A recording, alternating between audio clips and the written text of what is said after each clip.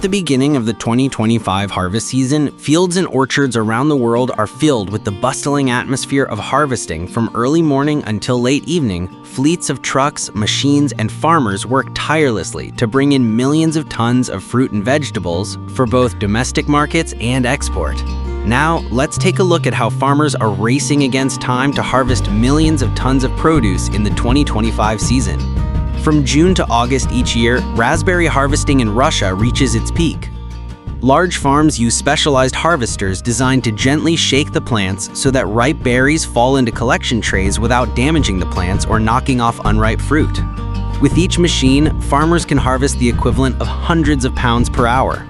Every year, Russia produces around 197,000 tons of raspberries, equivalent to more than 436 million pounds, bringing in over $250 million for its agricultural sector. From August to October, Russian farmers move on to beet harvesting. Machines cut off the leafy tops, lift the roots from the soil, and carry them along a conveyor system where the dirt and leaves are removed. These harvesters are designed to keep the beets intact, ensuring a clean and uniform product. Some farms even use onboard sorting systems to grade beets by size, making it easier to pack and transport them to sugar processing plants. Each year, Russia harvests over 90 billion pounds of beets. From this crop, around 1.1 billion pounds of sugar are produced for export, generating around $200 million annually for the Russian agricultural sector. Today, more than 90% of seaweed consumed in South Korea is farmed. The country produces up to 3.7 billion pounds of seaweed each year, making it one of the world's leading seaweed exporters. Seaweed is typically cultivated on ropes and suspended near the water's surface and held in place with floating buoys. This method ensures the seaweed receives enough sunlight during high tide while avoiding contact with the seabed during low tide. Harvesting is also simplified. Fishermen use pulleys to haul the seaweed-laden ropes onto their boats. From November to April, South Korean fishermen enter the seaweed harvest season. Coastal areas such as Wando and Jeollanam come alive with boats and workers from the early morning hours. This is a crucial period as seaweed reaches its highest quality when the seawater is still cold. Before sunrise, fishermen in Tan County begin their workday. A single bundle of seaweed hauled up from the water can weigh up to 110 pounds. Once ashore, the seaweed is washed with either seawater or freshwater before being dried in the sun or processed in drying facilities. Farmers harvest mangoes mainly by hand or with specialized tools, such as picking poles fitted with cutting blades. They carefully select fruits at an ideal stage of maturity, firm, deep green in color, and full in shape. Right after picking, the mangoes are placed onto a specialized vehicle called a harvest aid. This vehicle is equipped with a neutralizing solution system that immediately washes off the sticky latex from the fruit. If the stem is still attached, the mangoes are dipped into a water trough for at least 1 minute. The cold water not only removes residue, but also cools the fruit quickly, helping to preserve its freshness. After this, the mangoes are gently transferred along a conveyor and collected into bins at the back of the vehicle. With this professional harvesting method, Australian farmers bring in around 154 million pounds of mangoes each year, of which around 36 million pounds are exported to major markets such as Singapore, South Korea, and China. Bananas are another vital crop, with more than 860,000 acres under cultivation and an annual yield of over 2.4 billion pounds, making Thailand one of the largest banana exporters in Southeast Asia. The harvest is done entirely by hand. Farmers use long, sharp machetes to cut the base of the bunch. Before cutting, one worker positions themselves underneath to support the heavy bunch, sometimes weighing nearly 100 pounds with their hands or shoulder, and another makes a swift, precise strike.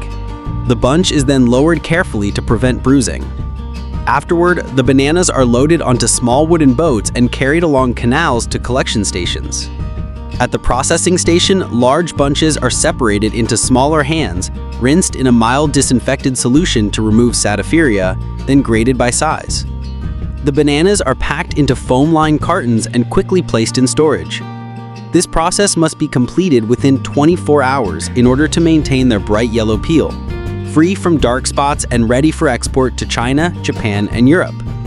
In Indonesia, wild honey is usually harvested in the dry season from June to September, when the Apis dorsata bees store nectar in large hives hanging high in the forest trees. Before collecting, harvesters burnt dry leaves to produce smoke, calming the bees and preventing stings. Then, they use forest knives to cut sections of honeycomb, placing them into buckets or backpacks. Care is taken not to destroy the entire hive so that the bees can return and rebuild. Once gathered, the honey is taken back to the village, filtered, and then bottled. This traditional method requires patience, climbing skills, and a deep knowledge of nature. With this practice, farmers in the Mutus mountain region of Indonesia collect about 30 tons of wild honey each year. Most of it is sold in local markets, while a small share is exported to countries like Singapore and Japan. When dates begin to grow, farmers wrap the fruit clusters in breathable mesh bags to protect them from birds, insects, and harsh weather. The mesh allows air circulation, preventing moisture buildup, and helps the dates to ripen evenly.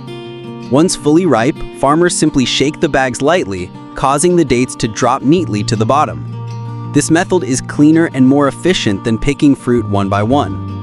Egypt is the world's largest date producer with an annual output of around 3.81 billion pounds.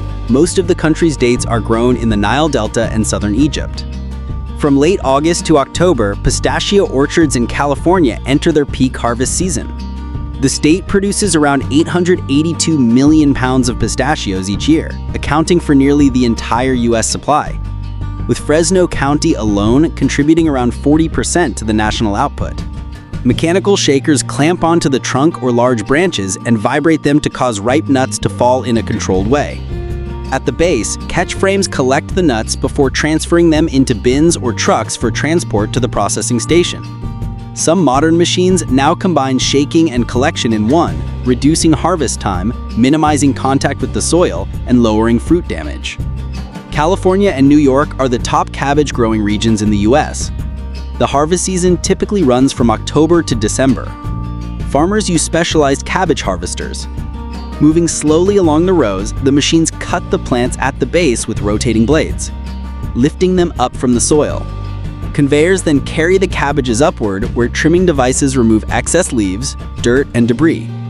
The firm, round heads are then passed onto another conveyor before dropping into a storage bin at the rear. The entire process from cutting to cleaning to collecting is continuous.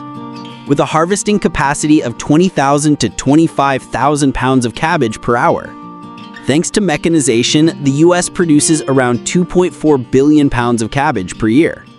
For peanuts, farmers first use digger machines equipped with blades that cut the roots below the plants. Rotating rods loosen and lift the plants, flipping them upside down in neat rows with the pods facing upward. The peanuts are left in the field for several days to dry. When the moisture levels drop to around 10%, farmers bring in combine harvesters. The machines pull the peanuts onto rollers and lift them cleanly from the soil, while built-in sifters remove excess dirt and debris. Modern harvesters enable U.S. farmers to produce around 6 billion pounds of peanuts each year, with Georgia being the largest producer, accounting for nearly 50% of the nation's supply. China currently harvests around 5.2 billion pounds of straw mushrooms annually, representing more than 70% of global production. Many large farms use specialized harvesting machines. As the machine moves along the rows, the horizontal blades sweep just above the straw surface, cutting clusters that have reached optimal size. Conveyors immediately lift the straw mushrooms onto vibrating screens where straw and debris are separated, while the clean, round mushrooms are collected in trays. This process takes only a few seconds per row, and a single machine can harvest up to 10,000 pounds of straw mushrooms per day. India is the world's largest papaya producer, with an annual output exceeding 14 billion pounds, nearly 40% of global production. The states of Maharashtra, Andhra Pradesh, and Karnataka lead cultivation thanks to their hot, humid climates that allow year-round growth. Farmers usually start harvesting papayas early in the morning when the temperature is cool and the fruit remains firm. They gently twist the stem to detach the fruit, supporting it with both hands to avoid scratches. Papayas are picked when the skin begins turning light yellow or around 15 to 20% of the surface has ripened. This is just enough for the fruit to continue ripening during long-distance transport without spoiling too early. Each fruit is carefully placed into carts in the field, then quickly taken to collection points before processing. Maharashtra alone accounts for nearly 30% of India's papaya output. With such abundant supply, India not only meets its domestic demand, but also stands as one of the leading papaya exports to the Middle East and Europe. In the Netherlands, greenhouse bell peppers are harvested almost entirely by hand. Workers move along the rows using scissors or knives to cut the right peppers and gently place them into trays or trolleys running through the greenhouse. Since the plants can grow as tall as 13 feet, specialized self-propelled platforms are also used so workers can reach and pick the peppers from the upper branches. After harvesting, the peppers are taken directly to the sorting area where they are weighed and graded by size and weight on automated lines. In 2024, the Netherlands harvested around 406 million kilograms of bell peppers from over 1,570 hectares of greenhouses.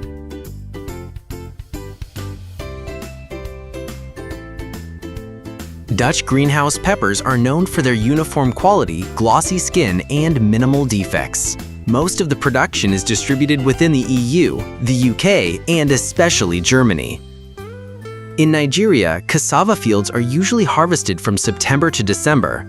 When the roots have developed enough starch but are not yet overly mature, farmers often use specialized tilling machines to loosen the soil at the base of the plants. This makes it easier to pull the roots up without breaking. Once the soil is loosened, farmers grasp the stem firmly, shake it slightly, and pull it out strongly to lift the entire cluster of tubers. In some regions, the stems are cut off first, and then farmers dig carefully with both hands to collect any remaining roots. This technique helps preserve that immense area serves only one purpose: farming. Today, millions of tons of agricultural products are harvested and processed into familiar products like apple juice, sugarcane, and raisins. Today, we will explore the complete production process of agricultural products around the world. Apples are one of the most popular fruits in the world. In many places, this work still relies on the skillful hands of hundreds of workers. They pick each apple and place it in large baskets that they wear. When the baskets are full, the apples are poured into large containers placed right in the middle of the orchard. A skilled apple picker can harvest an average of 12 bins per day. To increase productivity, many orchard owners also use tree shakers. The worker controls the machine's mechanical arm to clamp onto the tree trunk and shake it gently. This makes the apples fall to the ground. This allows farmers to harvest thousands of apples in a single day without harming the trees.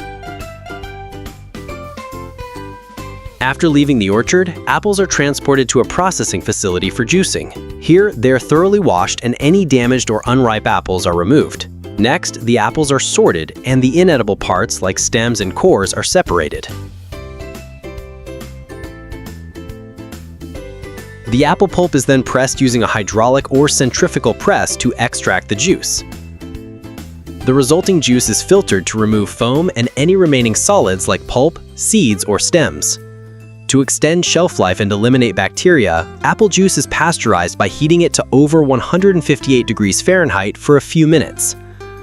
Afterwards, the product is packaged in bottles, cans, or aseptic systems, ready for distribution to consumers.